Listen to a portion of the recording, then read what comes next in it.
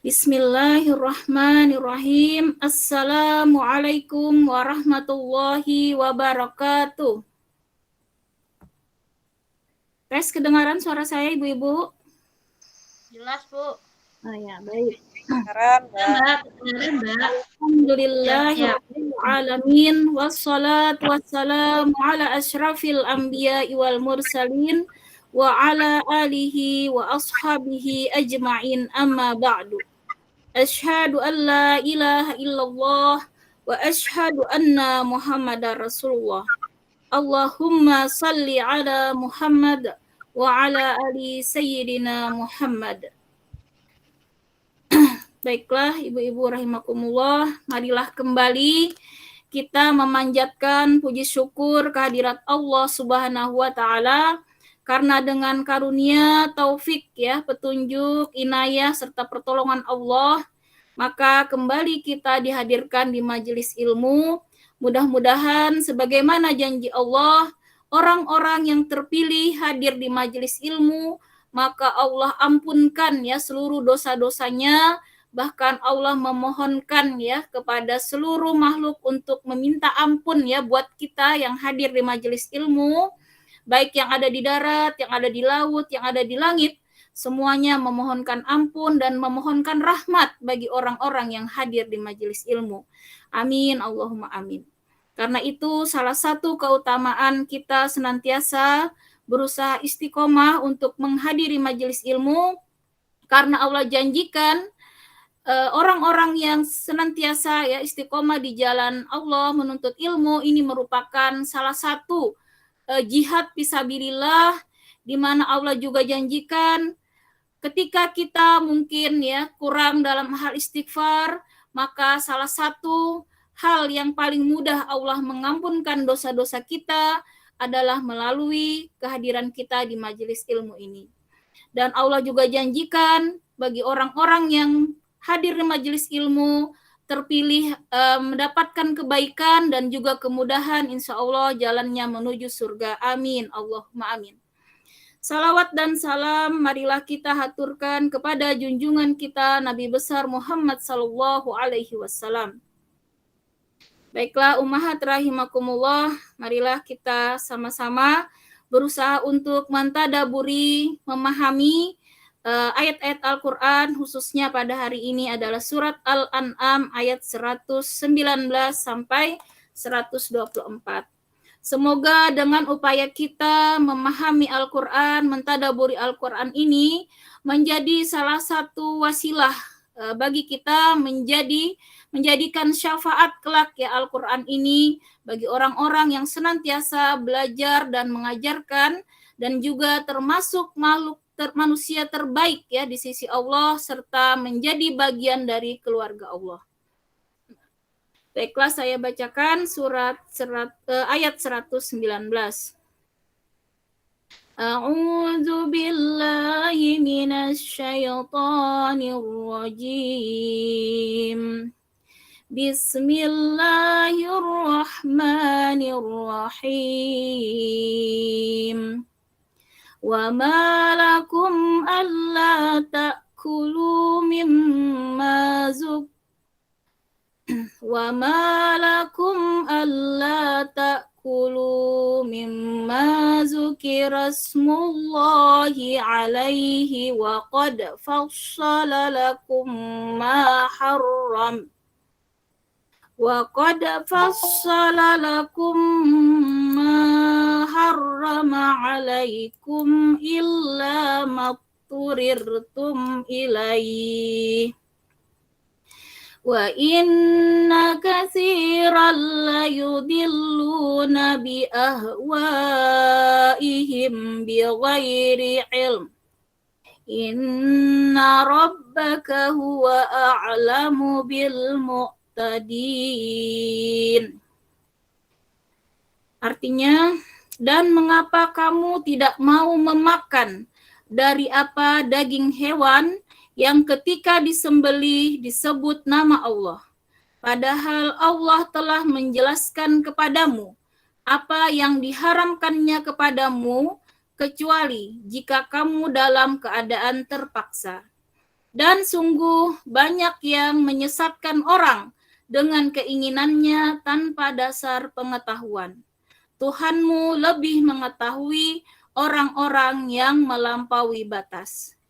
Nah, jadi ini masih terkait ya Ibu-ibu dengan ayat sebelumnya, bahwa setelah Allah menjelaskan bahwa pencipta ya alam semesta yang maha berkuasa, yang berhak diibadahi, nah, dengan kekuasaannya melalui bukti-bukti nyata baik ayat-ayat kauniyah yaitu keajaiban-keajaiban yang ada di alam maupun ayat-ayat kauliyah yaitu yang ada di Al-Qur'an maupun hadis, maka bagi kita orang-orang yang beriman setelah mengimani bahwa hanya Allah lah yang berkuasa ya di jagat raya ini. Nah, kita ini tidak ada daya upaya tanpa pertolongan Allah, tanpa kasih sayang Allah, maka kita tidak akan mampu melakukan apapun. Karena itu Allah menegaskan dengan keimanan, maka seharusnya kita mengikuti seluruh aturan Allah, mengikuti seluruh syariat Allah. Nah, karena kalau kita sudah paham bahwa Allah yang maha berilmu, yang paling mengetahui kebaikan maupun keburukan dari apapun yang ada di alam ini, maka bagi kita sami'na wa ata'na. Nah, maka dari itu di sini Allah menguji umat manusia yang mengaku beriman, apakah dia mau melaksanakan syariat Allah. Nah, di sini Allah jelaskan perintah yang mungkin kita anggap kecil ya, tapi dari hal inilah Allah menguji iman kita. Apakah kita beriman dan melaksanakan seluruh syariat atau kita hanya pilih-pilih sesuai selera hawa nafsu kita. Nah, disinilah ujian keimanan kita, iman yang sempurna, maka mengakui semua syariat Allah dan berusaha melaksanakan seluruh syariat, berusaha mentaati seluruh aturan Allah, dan berusaha semaksimal mungkin menjauhi larangan Allah. Nah, maka syariat di sini yang Allah perintahkan adalah kita diperintahkan untuk, nah di sini memakan daging hewan ya yang disembelih. Nah, jadi syarat hewan-hewan yang halal ya, ini harus disembelih terlebih dahulu. Nah, ini terkhusus nanti dijelaskan ya di dalam hadis, hewan-hewan itu tentunya meliputi seperti ayam ya, kemudian sapi, kambing ya, dan unta. Nah, jadi hewan-hewan ternak yang kita sudah maklumi bersama bahwa syaratnya itu harus disembelih dengan nama Allah ya. Di dalam riwayat yang lain ulama menegaskan bahwa wajib hukumnya ketika menyembelih itu mengucapkan Bismillahirrahmanirrahim. Artinya kita menyembelih itu dengan nama Allah. Nah, karena itu walaupun zatnya halal, tapi ketika dia disembelih bukan atas nama Allah, apalagi misalnya disembelih karena untuk dipersembahkan misalnya kepada kita mungkin ada ya orang-orang yang untuk sesajen, kadang ya untuk kepentingan apa dia meminta misalnya dari yang dianggap orang pintar mensyaratkan harus ini itu. Nah, berarti dia penyembelihannya bukan karena Allah, namun karena keinginan persyaratan dari manusia. Nah, maka hakikatnya hewan-hewan yang seperti itu haram hukumnya kita mengkonsumsi. Jadi makanan halal ini bukan hanya zatnya saja, namun caranya pun di sini diatur ya oleh Allah. Dan Allah tegaskan aturan ini karena Allah Maha mengetahui. Nah, adapun orang-orang yang tidak mengikuti aturan ini dan hanya mengikuti kata Allah keinginannya tadi ya di dalam surat 119 ayat 119. Nah, dan kebanyakan mereka itu hanya mengikuti hawa nafsu ya tanpa dasar pengetahuan. Nah, jadi ada orang-orang yang dengan hawa nafsunya maka mereka mengabaikan ya aturan Allah. Maka Allah tegaskan orang-orang seperti ini adalah orang-orang yang melampaui batas ya. Nah, jadi merupakan dosa besar ya ketika sudah tahu aturan Allah harus begini, harus begitu, namun dengan kesadaran dia melanggar, maka itu dosa besar di sisi Allah.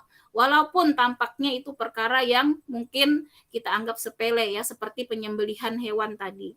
Nah, karena itu ini memang benar-benar harus mengikuti syariat ya terkait penyembelihan hewan. Bahkan Allah juga tegaskan ketika menyembelih itu pun Islam mengajarkan untuk tidak menzalimi hewan sembelihan dengan cara ditajamkan ya pisaunya benar-benar sehingga proses penyembelihan itu cepat ya berlangsungnya, Masya Allah. Jadi luar biasa kalau kita melihat ya di balik syariat Allah itu, luar biasa memang maha pengetahuan Allah itu, karena itu tidak ada yang tidak pantas bagi kita kecuali hanya mengikuti sami'na wa ata'na, kita mendengar dan kita mentaati seluruh aturan Allah.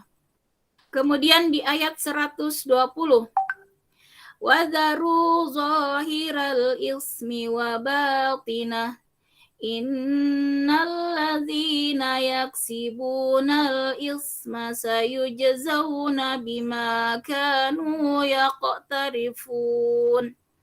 Dan tinggalkanlah dosa yang terlihat ataupun yang tersembunyi.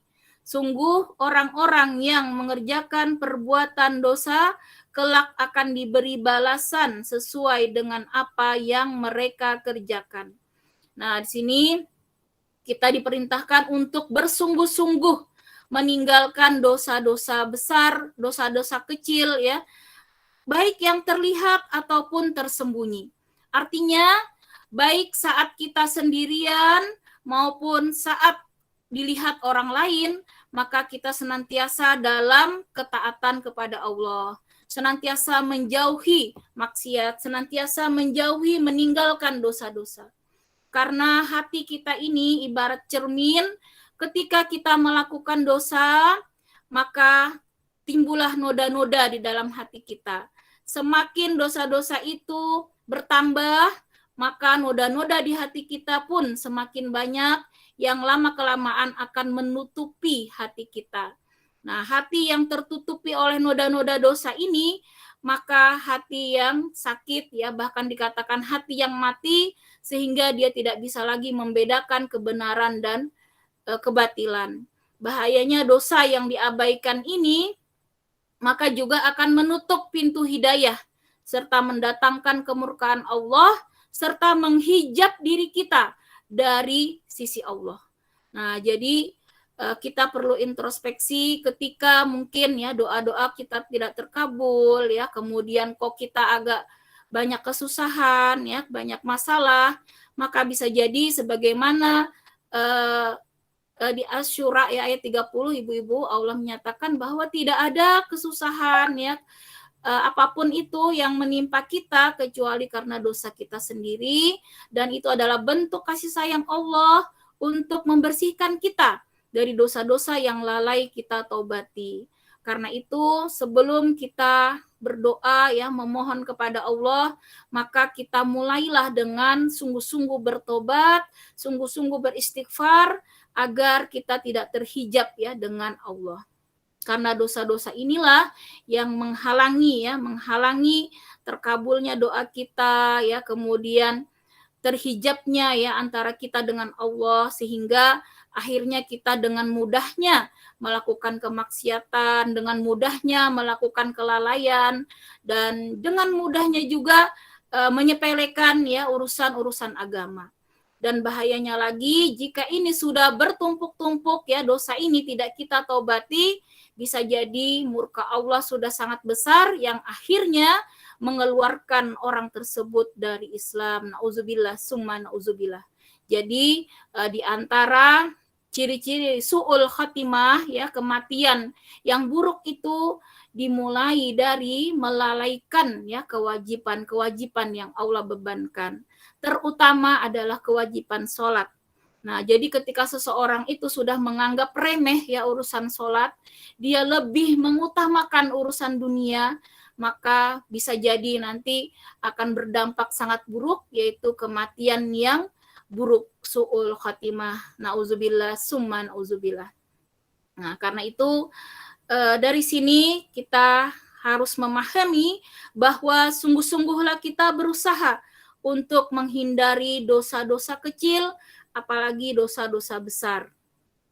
Karena apapun itu, walau sebiji zarah, maka dosa itu akan dibalas oleh Allah.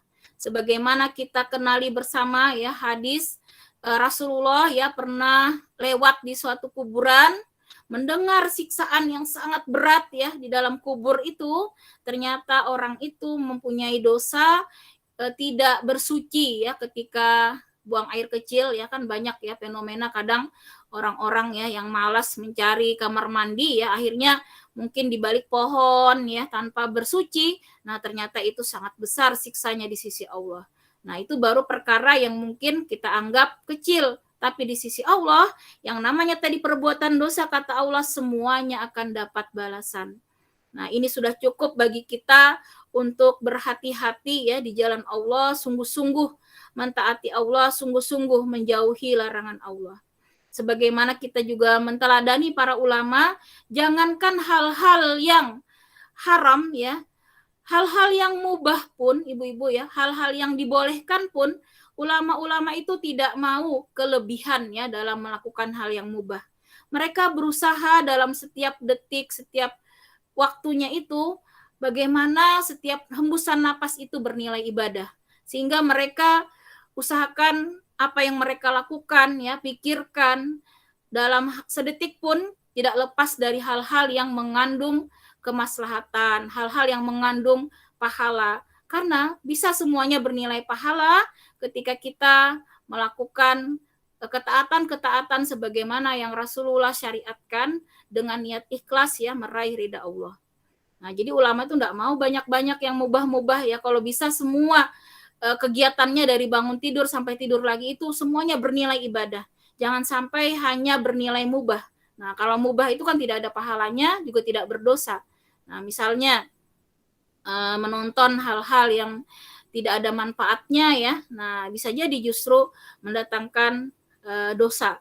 Nah, karena itu disinilah kita memahami perintah Allah langsung ya dari Allah yang Maha menciptakan kita.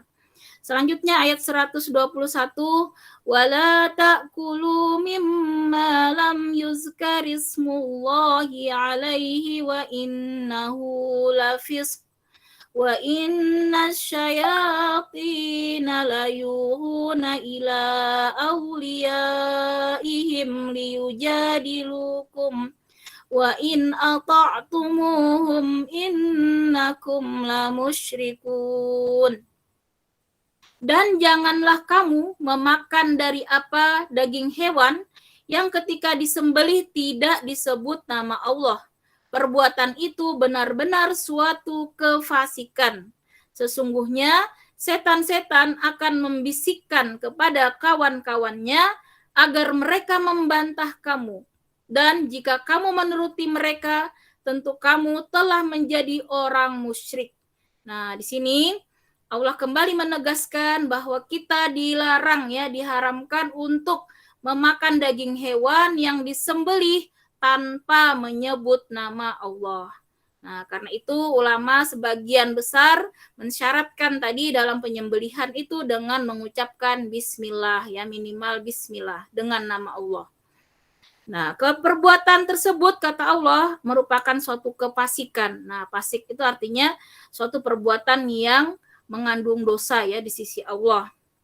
Dan setan-setan kata Allah, setan-setan itu di ayat yang lain Allah tegaskan baik dari kalangan jin maupun dari bangsa jin maupun manusia, ketika dia membisikkan ya keburukan yaitu membantah ya perintah Allah, maka itu dikatakan bisikan setan ya, di mana ketika kita menuruti bisikan-bisikan tersebut, maka kamu telah menjadi orang musyrik kata Allah ya. Nauzubillah summa nauzubillah ya. Bagaimana ini merupakan teguran keras bagi kita, jangan sampai ya mengikuti pendapat-pendapat yang membantah ya aturan Allah, apalagi yang menentang aturan Allah. Jadi sudah banyak kita lihat sekarang itu fenomena ya berseliweran di media sosial ya, orang-orang yang membantah perintah-perintah Allah, kemudian menentang ya, nauzubillah summa nauzubillah. Maka kata Allah, Jika kita mengikuti mereka, kamu telah menjadi orang musyrik. Nah, maka Allah keluarkan kita dari Islam ya. Di dalam tafsir Allah tegaskan, ini ketika misalnya kita mengikuti seseorang yang membuat aturan itu sudah jelas-jelas bertentangan dengan syariat Allah, kemudian kita mengikutinya. Nah, entah karena iming-iming harta ya, iming-iming dunia, maka kita dikelompokkan Allah menjadi orang musyrik. Nah, jadi jangan merasa aman selama ini KTP Islam ya, bisa jadi di sisi Allah sudah dianggap orang musyrik ya ketika melakukan tadi ya aturan-aturan yang bertentangan dengan aturan Allah. Kemudian di ayat 122, awaman kana maitan fa ahyaynahu wa ja'alna lahu nuran yamshi bihi fin nasi kaman masaluhu fiz zulumat fiz zulumati laisa bi kharijin minha kadzalika zuyyina lil kafirina ma kanu ya'malun. Dan apakah orang yang sudah mati lalu kami hidupkan dan kami beri dia cahaya yang membuatnya dapat berjalan di tengah-tengah orang banyak, sama dengan orang yang berada dalam kegelapan sehingga dia tidak dapat keluar dari sana. Demikianlah dijadikan terasa indah bagi orang-orang kafir terhadap apa yang mereka kerjakan. Nah, di sini Allah berikan perbandingan ya, orang-orang yang mendapatkan hidayah ya, hidayah keislaman, maka dia ibarat berjalan dengan cahaya. Artinya dia digambarkan ulama itu seperti di hutan yang gelap ya, di hutan belantara. Nah, maka ketika orang itu berislam ya dengan sungguh-sungguh, maka dia mendapatkan cahaya, mendapatkan petunjuk untuk keluar ya dari hutan yang sangat gelap tersebut. Nah, sebaliknya orang-orang yang tidak mengikuti ya aturan, orang-orang yang tidak beriman, dia diibaratkan hidup dalam kegelapan. Nah, jadi kita sangat bersyukur ya, nikmat yang sangat besar ya di dalam kehidupan kita ini adalah nikmat iman. Dan kita bentuk pensyukuran kita kepada nikmat iman ini, maka kita harus pupuk, harus suburkan iman di dalam hati kita dengan ilmu dan amal soleh.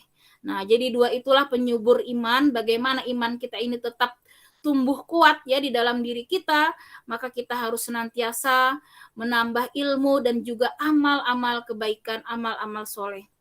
Nah, karena keimanan inilah hidup itu akan senantiasa mendapat bimbingan dari Allah.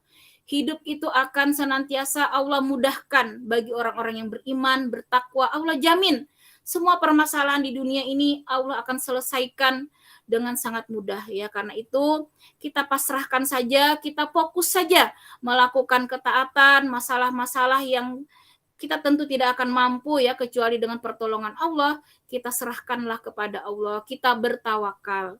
Yang kita lakukan, kita hanya bisa melakukan yang dalam upaya kita, yaitu kita sungguh-sungguhlah mentaati Allah, sungguh-sungguhlah menjauhi larangan Allah, maka segala permasalahan kita mintakan kepada Allah yang Maha Kuasa untuk menyelesaikannya. Tidak perlu kita risau, karena masalah itu akan selesai pada waktunya. Dan itu bukan sesuai kadang dengan keinginan kita, karena Allah Maha tahu kapan Allah selesaikan masalah kita. Kita berbaik sangka saja bahwa Allah lah yang memberikan yang terbaik ya, kapan masalah kita harus selesai kita serahkan. Yang penting kita selalu berdoa semoga kita dikuatkan iman ya, kemudian diberikan kesabaran dalam meniti ketaatan tersebut. Jangan sampai kita berputus asa. Karena di sini gambaran berikutnya, orang-orang yang berputus asa, yang keluar dari iman, dia berada dalam kegelapan, kata Allah, maka hidupnya akan senantiasa gelisah, hidupnya akan senantiasa kacau ya, karena dia tidak ada petunjuk. Nah, jangan dikira orang kafir itu senang, itu hanya tampak keluar, padahal batin mereka itu sangat gelisah ya, mereka itu sebenarnya hatinya pasti mengalami kegalauan, kekacauan ya. Makanya kita melihat orang-orang kafir itu walaupun dia bergelimang harta ya, kemudian tahta jabatan ketenaran, namun kita lihat akhir-akhir hidupnya kebanyakan ada yang bunuh diri ya, pokoknya kita lihat akhir yang mengenaskan ya, karena kebahagiaan sejati itu ketika kita semakin dekat dengan Allah, maka disitulah kita akan menemukan kedamaian, ketenangan ya. Masalah apapun itu akan kecil ketika iman itu masih kuat ya di dalam diri kita. Nah, di sini kata Allah, orang-orang kafir itu memang di sini demikian dijadikan terasa indah bagi orang-orang kafir terhadap apa yang mereka kerjakan. Nah, mereka kadang merasa bangga, merasa senang ya dengan kehidupannya. Nah, maka inilah kata Allah ya yang namanya istidraj. Jadi mereka itu di dunia tidak mendapatkan teguran, dibiarkan dengan kesenangan, dengan kekayaannya, dengan kemewahannya ya. Nah, tapi itu adalah istidrak, artinya maka azab Allah nantinya akan bertumpuk-tumpuk di akhirat ya. Orang-orang yang seperti ini benar-benar disesatkan dan itu merupakan kerugian yang sangat besar ya. Karena itu kita harus yakin, hakul yakin ya, bahwa dengan iman inilah, dengan Islam inilah kita bisa selamat bahagia dunia akhirat. Kemudian di ayat 123, wa kadzalika ja'alna fi kulli qaryatin akabira mujrimiha liyamkuru fiha wa ma yamkuruna illa bi anfusihim wa ma yash'urun. Dan demikianlah pada setiap negeri kami jadikan pembesar-pembesar yang jahat agar mereka melakukan tipu daya di negeri itu. Tapi mereka hanya menipu diri sendiri tanpa menyadarinya. Nah, di sini memang sudah sunatullah ya, ketika suatu masyarakat itu memang lebih dominan kerusakannya, maka Allah kuasakan pemimpin-pemimpin yang jahat. Di sini kata Allah ya, pembesar-pembesar yang jahat. Namun bagi orang-orang yang beriman, yang tetap berpegang teguh, tidak perlu khawatir. Di sini Allah memberikan janji bahwa kejahatan yang mereka lakukan ya, tipu daya yang mereka lakukan di negeri tersebut pada dasarnya hanya akan ya menipu diri mereka sendiri. Jadi kita tidak usah khawatir ya. Yang penting kita sudah berusaha ibu-ibu ya untuk sungguh-sungguh bertakwa, beriman kepada Allah. Dan ketika kita memilih pemimpin pun kita sudah berikhtiar ya dengan memilih yang terbaik. Namun kalau masyarakat dominan rusak, memang akhirnya dikuasakan Allah pemimpin yang zalim, itu artinya sudah takdir ya. Artinya di sini Allah mengingatkan kita untuk lebih semangat lagi ya menyeru umat Islam ini agar sadar ya untuk kembali berpedoman kepada Al-Quran, kepada hadis, kepada sunnah ya, terutama dalam memilih nantinya pemimpin, maka kita benar-benarlah berpedoman pada yang Allah tuntunkan. Bagaimana pemimpin yang terbaik itu adalah yang paling bertakwa ya, yang paling baik akhlaknya. Nah, dari situlah kita pertimbangan kita ya ketika memilih pemimpin, kalaupun ikhtiar kita sudah lakukan, namun ternyata seperti saat ini mungkin ya kita walau alam ya, mungkin salah satu tanda-tanda ya pemimpin yang jahat itu ketika mereka membuat aturan-aturan itu yang bertentangan dengan aturan Islam ya. Mungkin ibu-ibu sudah melihat sendiri ya beberapa waktu lalu ya ada yang memviralkan bahwa ada beberapa aturan ya perundang-undangan itu yang kesannya itu akhirnya melegalkan ya seperti free sex ya, seks bebas, kemudian LGBT ataupun homoseks ya, karena di situ pasalnya salah satunya tidak masalah ya orang melakukan hubungan perzinahan kalau didasari suka sama suka, nauzubillah min zalik ya ibu-ibu ya, itu jelas-jelas bertentangan dalam Islam. Dalam Islam tidak ada kompromi ya, mau suka sama suka, namanya berzina itu haram. Maka di dalam negara Islam ketika suami istri ketika sudah bersuami atau beristri, dia berzina dengan orang lain, maka hukumnya akan dirajam. Nah, dilempari batu sampai meninggal. Itu hukumannya, tidak ada tawar-menawar.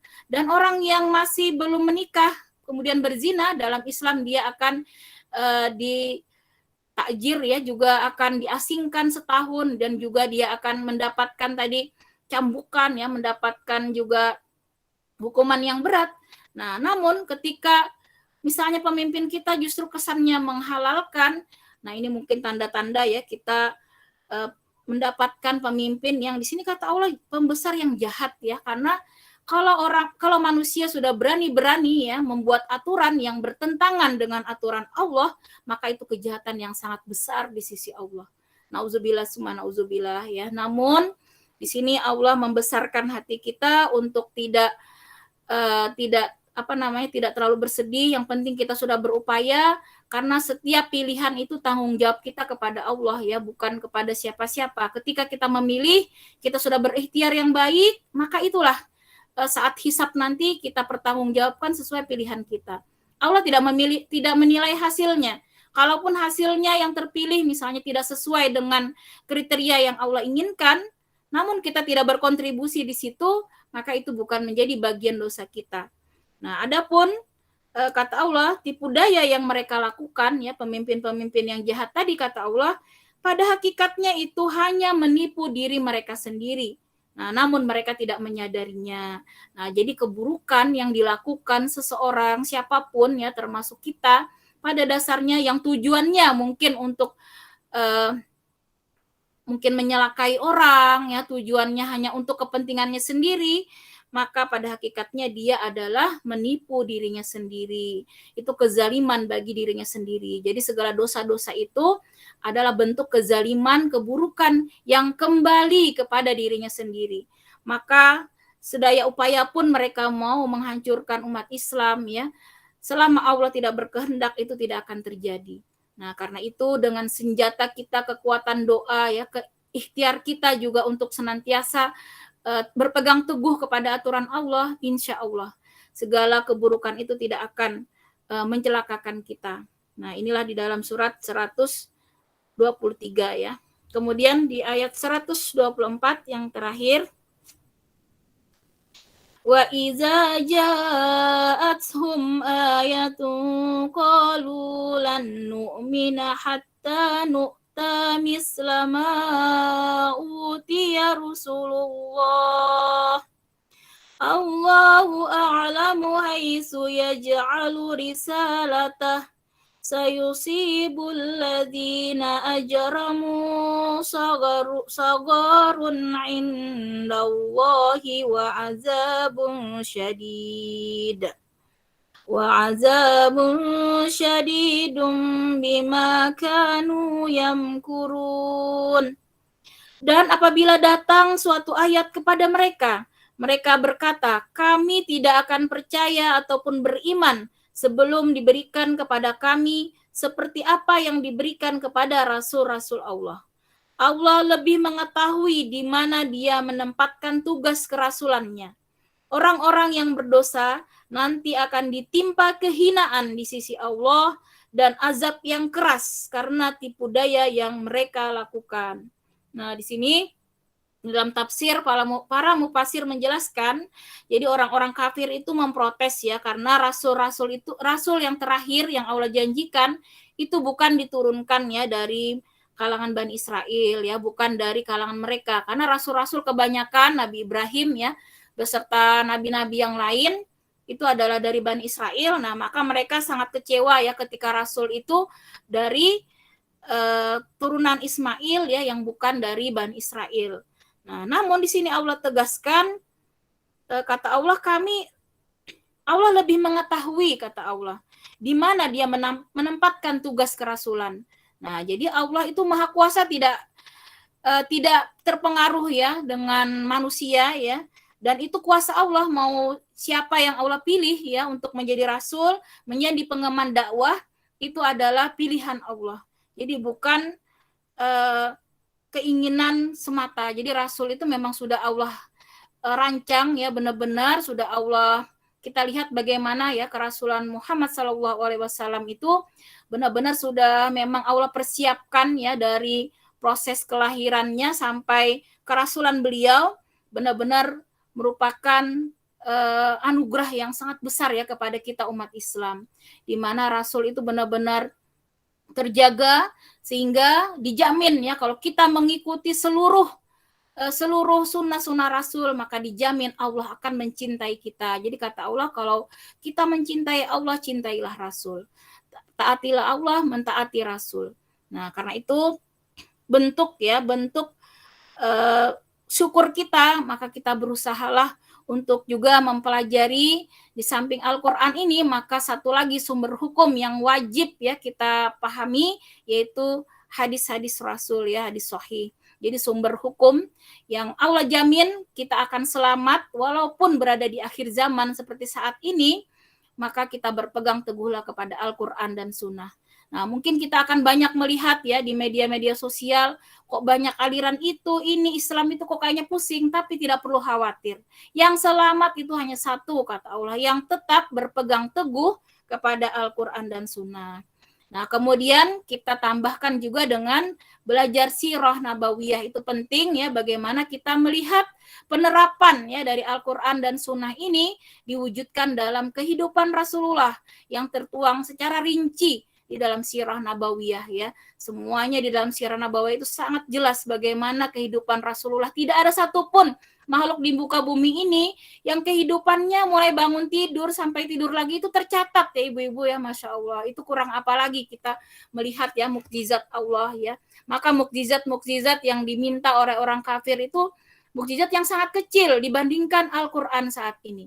Saat ini kita ribuan tahun yang terpisah jarak ya dengan Rasulullah, namun kita bisa merasakan utuh ya firman Allah, bisa mendapatkan secara utuh hadis Rasulullah. Itu merupakan suatu karunia yang sangat besar, mukjizat yang sangat besar. Nah, coba kalau zaman Rasul seperti mukjizat bisa membelah bulan ya, kemudian mukjizat yang lain banyak sebenarnya Rasulullah itu mukjizatnya ya. Ada yang bisa makanan itu satu gelas saja susu bisa mengenyangkan ratusan orang ya, dan banyak lagi menyembuhkan penyakit segala macam. Kalau itu kan hanya dirasakan oleh manusia yang hidup bersama Rasulullah. Nah, sedangkan kita ribuan tahun kita bisa merasakan mukjizat ya yang Allah berikan kepada Rasulullah, maka Al-Quran itulah kata Allah mukjizat yang terbesar ya, melebihi mukjizat yang yang diminta oleh orang-orang kafir tersebut. Maka dari itu mutlak bagi kita bersungguh-sungguh ya untuk senantiasa mendekatkan diri kepada Allah dan Rasulullah melalui mempelajari Al-Quran, kemudian memahami dan juga berusaha mengamalkan ya semaksimal mungkin, termasuk juga hadis-hadis Rasulullah ya. Insya Allah kalau kita masih panjang ya umur kita ibu-ibu, kita akan meneruskan nanti ya setelah Al-Quran ini, maka kita kembali nanti akan mempelajari hadis-hadis Rasul ya. Masya Allah, kita ini sudah baru ayat surat ke-6 ya, mudah-mudahan yang penting kita sudah berusaha. Jadi Allah itu akan menilai ya usaha kita semasa hidup. Maka dari itu kita berniatlah ibu-ibu ya, berniatlah sebanyak-banyaknya melakukan amal soleh.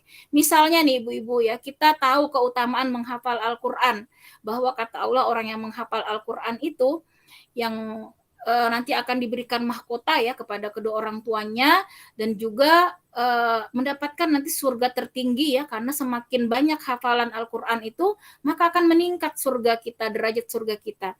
Maka dari sekarang kita berniatlah untuk hafal Quran. Entah kita mungkin seminggu baru 1 ayat tidak masalah, yang penting kita punya program dalam hidup kita menghafal Al-Quran. Nah, jadi jangan dibayangkan kita hafal semua, walau alam, kita serahkan saja kepada Allah kapan waktunya. Yang penting dalam hidup kita ada upaya untuk menghafal. Jadi menghafal itu jangan jadi beban. Kita niatkan, kita melaksanakan ya perintah Allah untuk menghafal. Maka walaupun umur kita habis, misalnya ibu-ibu, kita hafalnya cuma beberapa surat misalnya, maka kita akan tercatat sebagai penghafal Quran ibu-ibu, Masya Allah. Jadi nggak perlu khawatir ya, walaupun umur kita tidak sampai, nah tapi kita sudah berusaha istiqomah menghafal, maka kita akan termasuk orang-orang yang hafal Quran, Masya Allah. Jadi tidak perlu alasan karena sudah tua atau apa, karena Al-Quran ini Allah jamin, Allah mudahkan bagi orang-orang yang mau ya. Jadi banyak keajaiban orang-orang yang sudah 70 tahun, sudah 80 tahun baru mulai menghafal, namun karena kesungguhannya ternyata Allah kurniakan dia hafal Quran hanya dalam sebulan, ya ada yang cuman dalam setahun, Masya Allah. Jadi itu benar-benar karunia Allah, ibu-ibu. Orang bisa hafal Quran itu bukan karena kehebatan orang itu, tapi karena karunia Allah. Dan karunia Allah itu memang Allah pilih kepada orang-orang yang memang bersungguh-sungguh. Nah, jadi ini salah satu ya ibu-ibu untuk memotivasi kita mengapa kita harus semangat terus mengkaji Al-Qur'an ya, mengapa kita harus senantiasa semangat terus mencari ilmu supaya iman kita ini senantiasa subur ya di dalam diri kita, ibarat HP itu senantiasa tercas ya. Yang namanya dicas itu jadinya kuat sinyal ya. Nah, kalau kuat sinyal itu kita semangat jadinya ibadah. Dibandingkan kalau lowbat ya, tidak kuat sinyal, akhirnya malas-malasan dalam ibadah. Nah, demikian tadi kata Allah ya, bahwa Rasul tadi itu memang mutlak ya, Allah yang memilih dari mana, maka Allah lah yang maha mengetahui ya, mengapa Rasulullah dipilih ya dari kalangan bangsa Arab ya, bukan dari Bani Israel. Nah, Allah tegaskan orang-orang yang berdosa itu nantinya akan ditimpa kehinaan ya di sisi Allah dan azab yang keras karena tipu daya mereka. Nah, jadi orang-orang yang selama ini merasa senang bisa menipu orang lain, itu sebenarnya menipu diri mereka sendiri kata Allah ya. Walaupun mungkin orang yang dizalimi itu dia mendapatkan kerugian, namun di sisi Allah justru dia mendapatkan keuntungan yang besar dengan kesabaran, keikhlasan dengan cobaan Allah, maka itu menjadi pahala yang sangat besar di sisi Allah. Wallahu a'lam bishawab. Demikian ya ibu-ibu untuk tadabbur kita pada hari ini. Segala kebenaran tentunya datang dari Allah, adapun kesalahan saya memohon ampun ya kepada Allah, semoga Allah mengampuni.